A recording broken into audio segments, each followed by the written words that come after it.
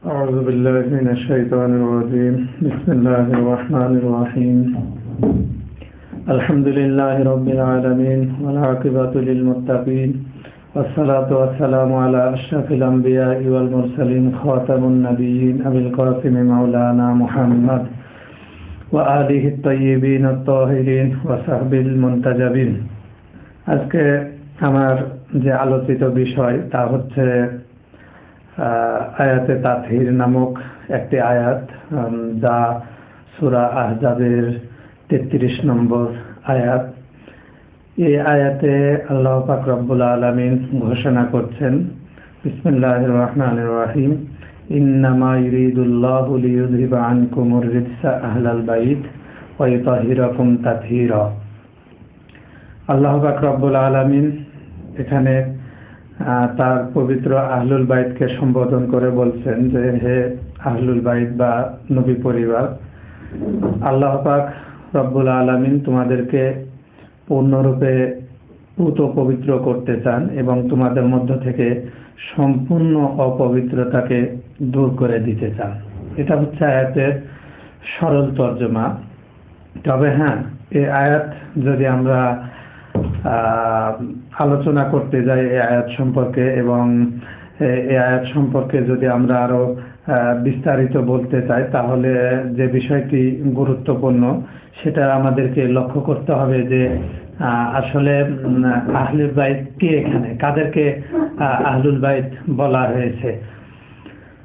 যদি এই বিষয়টি আমরা দেখতে চাই বা জানতে চাই যে আহলুল বাইত কে, তাহলে প্রথমে যদি এর শাব্দিক অর্থের দিকে লক্ষ্য করি, তাহলে দেখতে পাবো যে শাব্দিক অর্থ হচ্ছে কোনো বাড়ির সদস্যগণকে আহলুল বাইত বলা হয়। কিন্তু আল্লাহ পাক রব্বুল আলামিন এখানে যে আহলুল বাইতের কথা বলেছেন তা সাধারণ কোনো বাড়ির সদস্যবর্গকে বোঝানো হয়নি, বরং এখানে হচ্ছে মহানবী সাল্লাল্লাহু আলাইহি ওয়া আলিহি ওয়া সাল্লামের রিসালাতের পরিবার।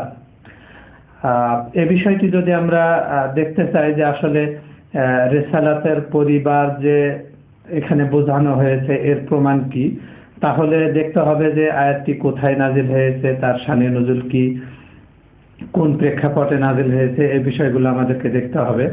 তো প্রথমেই আমরা যে বিষয়টির দিকে লক্ষ্য করব সেটা হচ্ছে একটি গুরুত্বপূর্ণ হাদিস, যা মুসলিম শরীফের 4 নম্বর খণ্ডের 1883 নম্বর পৃষ্ঠার 2424 নম্বর হাদিস, যেখানে উম্মুল মুমিনিন হযরত আয়েশা নিজেই বলছেন যে এই আহলুল বাইত কে। হযরত আয়েশা থেকে বর্ণিত হয়েছে যে হাদিসটি হচ্ছে এই ধরনের, ক্বালাত আয়েশা, খারাজান নবী সাল্লাল্লাহু আলাইহি ওয়া আলিহি ওয়া সাল্লাম গাদাতান ওয়া আলাইহি মিরতুন মুরাহিলুন মিন শারিন আসওয়াদা। বলা হচ্ছে যে হযরত আয়েশা বলেন, মহানবী সাল্লাল্লাহু আলাইহি ওয়া আলিহি ওয়া সাল্লাম সন্ধ্যার কিছুক্ষণ পূর্বে বাড়ি থেকে বের হয়ে যাচ্ছিলেন। এমতো অবস্থায় ফাজা আল হাসান ইবনে আলী ফাআদখালাহু, হযরত হাসান ইবনে আলী আলাইহিস সালাম আসলেন এবং ওই চাদরে প্রবেশ করলেন, যে চাদরটি মহানবী সাল্লাল্লাহু আলাইহি ওয়া আলিহি ওয়া সাল্লাম পরিহিত অবস্থায় ছিলেন। ওই চাদরটিকে ইয়ামানি চাদর বলা হয় এবং সে চাদরটির রঙের কথা বলা হয়েছে হাদিসের প্রথমে, যে এটা ছিল অত্যন্ত কালো রঙের একটি চাদর। সেখানে এসে হযরত হাসান প্রবেশ করলেন। তারপরে হাদিসে আসছে যে সুম্মা জা আল হুসাইন ফাআদখালা মাহু, হযরত ইমাম হুসাইন আলাইহিস সালাম আসলেন এবং সেই চাদরে প্রবেশ করলেন। সুম্মা জা আত ফাতিমা ফাআদখালাহা, অতঃপর হযরত ফাতেমা আসলেন এবং ওই চাদরে প্রবেশ করলেন। সুম্মা জা আলী, অতঃপর হযরত আলী আসলেন, ফাআদখালাহু, এবং তিনিও সেখানে প্রবেশ করলেন। অতঃপর মহানবী সাল্লাল্লাহু আলাইহি ওয়া আলিহি ওয়া সাল্লাম এই আয়াত পাঠ করলেন, ইন্নামা ইউরিদুল্লাহু লিইয়ুযহিবা আনকুমুর রিজসা আহলাল বাইত ওয়া ইউতাহহিরাকুম তাতহীরা। তাহলে এই হাদিস থেকে যে বিষয়টি আমরা বুঝতে পারি তা হচ্ছে এই যে আহলুল বাইতের যে সদস্য বা আহলুল বাইতের যারা এই আয়াতের মিসদাক বা বাস্তবতা, তারা হচ্ছেন এই পবিত্র আহলুল বাইত বা হযরত ইমাম হাসান, ইমাম হুসাইন, হযরত ফাতেমা এবং হযরত আলী। এরপরেও আরো একটু হাদিস হযরত উম্মে সালামা থেকে বর্ণিত হয়েছে, যেটাও তিরমিজি শরীফে এসেছে হাদিসটা। সেটাও মহানবী সাল্লাল্লাহু আলাইহি ওয়া আলিহি ওয়াসাল্লামের একজন অত্যন্ত গুরুত্বপূর্ণ এবং ফজিলতপূর্ণ স্ত্রী, যার নাম হচ্ছে উম্মে সালামা।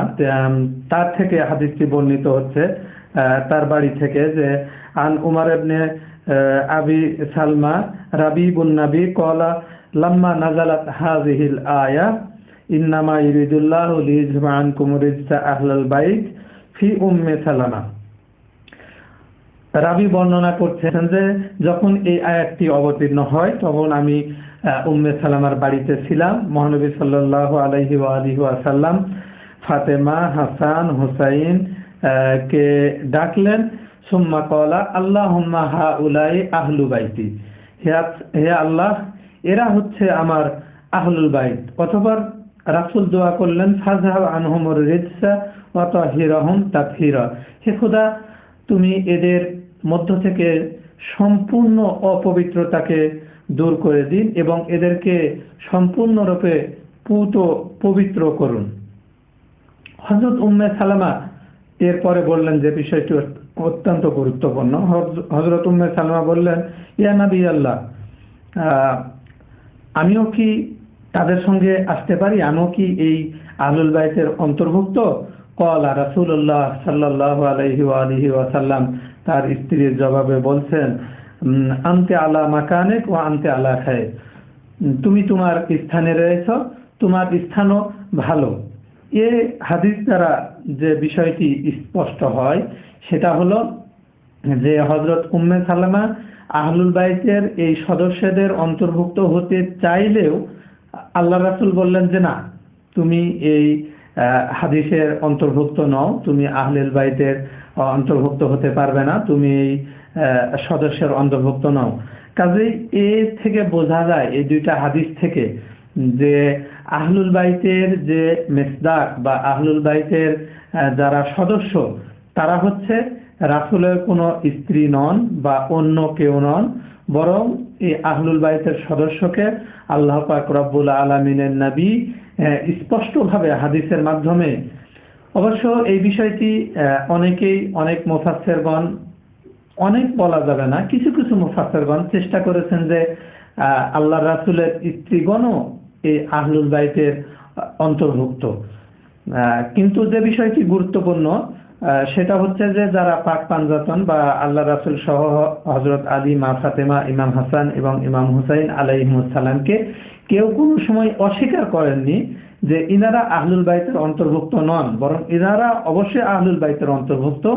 কিন্তু যারা এছাড়াও যারা আহলুল বাইতের অন্তর্ভুক্ত, তারা কেউ কেউ প্রমাণ করার চেষ্টা করেছেন যে হ্যাঁ, আল্লাহ রাসূলের স্ত্রীগণও হচ্ছেন আহলুল বাইতের অন্তর্ভুক্ত। তো এ সম্পর্কে হযরত যায়েদ ইবনে আরকামকে প্রশ্ন করা হয়েছিল যে আল্লাহ রাসূলের স্ত্রীগণকে এই হাদিসের অন্তর্ভুক্ত? তখন হযরত যায়েদ ইবনে আরকাম বললেন যে না, এরা আহলুল বাইতের অন্তর্ভুক্ত না, কেননা অনেক স্ত্রীগণই আছেন যারা দীর্ঘদিন স্বামীর সঙ্গে বসবাস করার পরেও হয়তোবা তালাক নিয়ে তাদের পিতা বা তাদের জাতির কাছে আবারও ফিরে যান, এই ধরনের ঘটনা ঘটে থাকে। তো যা হোক, সর্বশেষে এই আয়াত থেকে আমরা যা বুঝতে পারি, শুধুমাত্র যারা এই হাদিস বর্ণনা করে যে আহলুল বাইতের সদস্য হচ্ছেন শুধুমাত্র ইমাম হাসান, ইমাম হুসাইন, হযরত মা ফাতেমা, হযরত আলী এবং রাসূল আকরাম সাল্লাল্লাহু আলাইহি ওয়া আলিহি ওয়াসাল্লাম। আলহামদুলিল্লাহি রাব্বিল আলামিন।